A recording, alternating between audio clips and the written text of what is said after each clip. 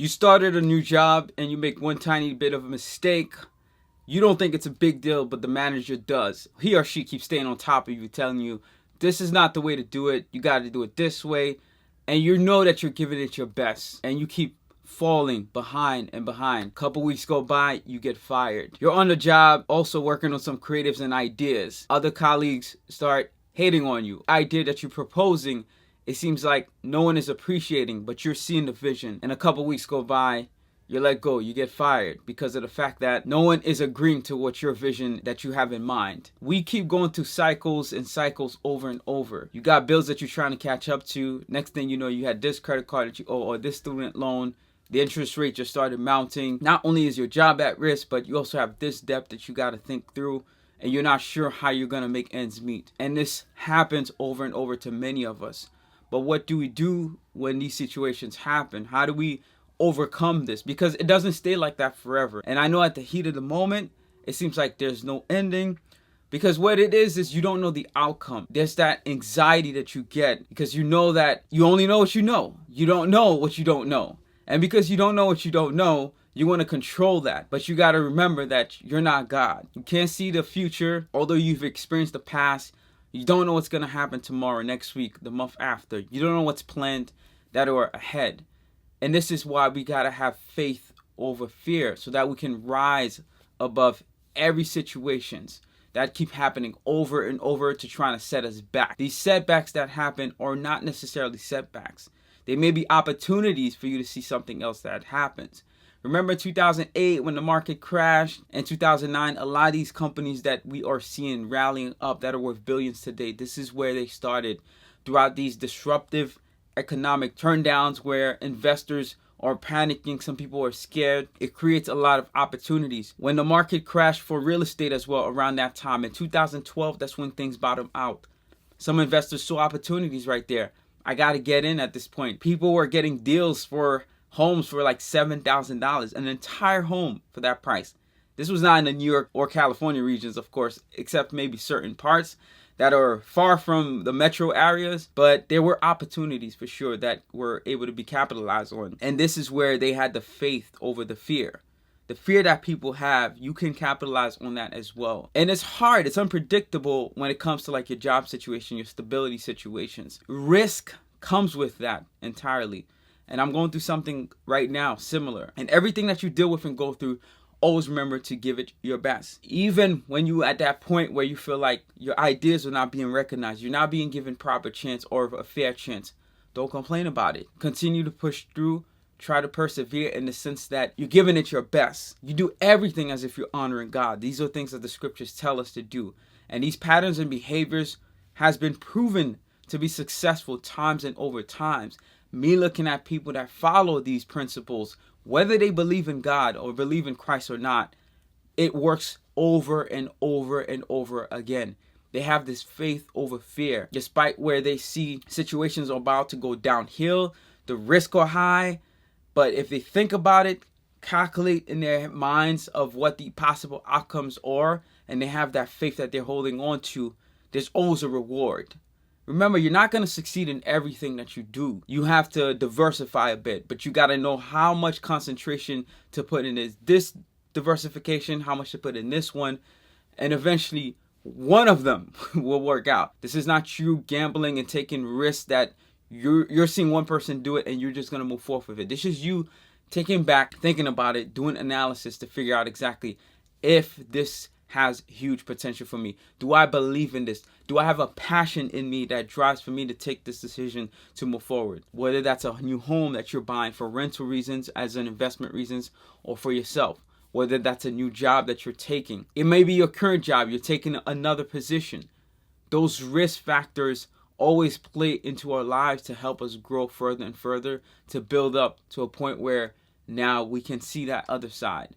But I know in the heat of the moment, because you don't know what that other side is, you can't control the time, how quick it's going to come, when it's going to come, how it's going to come, you panic. And this is the mistake many of us make. Even while the stock market is happening right now, even with the elections, I'm seeing Robinhood had the ability for you to choose between Kamala and Trump. Between those two, a majority of people banked on Trump, and his value increased in terms of They really treated it like purchasing a stock, your vote as a stock. And then Kamala's value decreases over time. And whoever won, of course, they were able to cash out. I don't know how this particularly worked. I didn't do that part at all. And I also looked at some online polls where Trump also received the majority. And the elections turned out that way. I feel the system was not rigged this time, because if that's how the public was definitely feeling about it, and the voting didn't turn out that way, then of course I would have felt the system was a bit rigged. But regardless who you voted for, it really doesn't matter. That's your choice. You gotta figure out what do you favor, right? I know the last time I voted on the Democratic side was in 2020 because of the whole immigration ban, immigration laws to help people. That was the number one thing that made me make my decision, because I feel like they needed to be treated much fair when it comes to giving opportunities, because a lot of the jobs that many Americans, I'm not an American in the sense of I was born here, but I am an American citizen, and many of the jobs that are available, unfortunately, not all of us are willing to take it. So therefore, these people that are coming from overseas, they're immigrants, they're willing to work for whatever to get to where they need to be, because they know there's opportunities that they don't have back home. So that's where I saw there was a bit of disadvantage. But things got too far, a bit too far. And that's where I felt like it needed to be balanced. So this time, I personally voted for Trump. My ideology and understanding of scriptures against also the whole trends, LGBT stuff, as well as the birth things. There's some things I don't agree with him. I don't agree with the discrimination, of course. But I do agree in terms of the competitiveness, in terms of sports.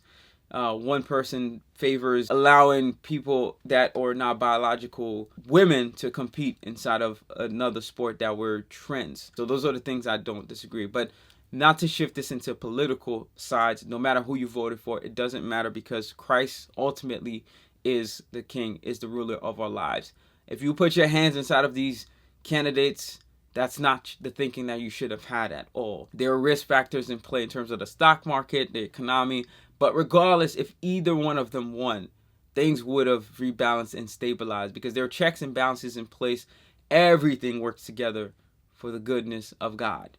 And that's what we have to put our trust in. When we get to this point where it's like, it feels like a pressure point and you're not sure what to do, God is never late. He is never late. He's always on time, but you have to put that faith in him.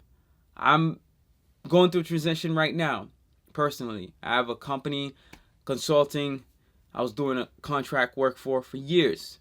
Happy. Clients are super happy. But there are middle layers in between where I'm limited in terms of the amount of time I can continue to consult.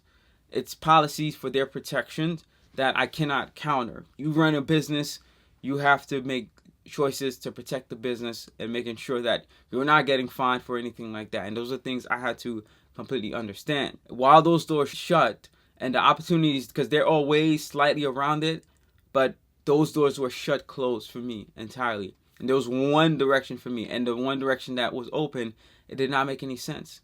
Therefore, I turned it down, not knowing where the next opportunity was going to come, not knowing how it's going to come, not knowing if it's going to match, not going through so many circumstances that could go wrong.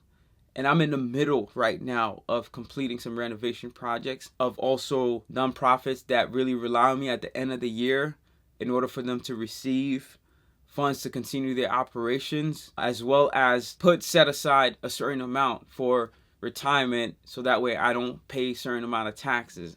All these factors I have to put in play, and not knowing that certainty of where your next thing is going to come and if it's going to come at the right time was a risk I decided I took. I took a chance of knowing that I'm valued. I know what my value and my worth is. And for some reason, God would not let me accept what they were offering, because it was such a devalue of what I feel I bring to the table. And of course, there's no one to blame, but they have certain rules and things set in place. And these are the risks that you got to take sometimes in order for you to see that other side. It's never fun in the heat of the moment. So what I started doing every morning, I woke up around 6. Took the Bible. I'm reading the Old Testament right now. This is something I was doing with my wife. She's still sleeping, but I continue from where we left off. Every morning, I read one chapter. Pray, give God the glory, give God thanks. No matter what is happening right now, knowing that I trust Him because He has never failed me to this point. There's never a depth I got myself into at all. Like, everything always occurred at the right time. I did some investments. When I tell you everything poured champagne showers, the investments took off, opportunity opened up, and I had a new tenant. All happened at the same time. And all these things were stripped away from me at one point at the same time while I was working on another renovation. This was years ago. And you can panic, easily panic, and be like, I don't know what to do. I'm going to run into the next thing. But I took my time and really made decisions, not out of fear, not of rushing to the first thing that came, but what God had in store for me and planned for me. And that's where I'm at today. And I'm going through another phase and cycle of that. And I'm just trusting in Him for what He has in store for me. And I'm asking you to do the same as well. You want to have that faith over your fear. As much as setbacks that keep happening again and again and again, they're not setbacks. You got to look at them as opportunities for your faith to rule over these things. We have dominion over the earth, and we must trust in that entirely. So, hope you find all this insightful. Stay strong out there. Continue to do your due diligence. Invest. If you don't know anything about the stock market, best thing to do, buy ETFs. ITYAX, ARGFX, Ariel Investment Group. Those two funds are ones that I recommend you look into. I'm not saying you purchase this. I'm not a financial advisor. I cannot give you financial advice. But if you are more savvy on the stock side, there are things that are down right now you can capitalize on. And that's where you have to think about things for the future.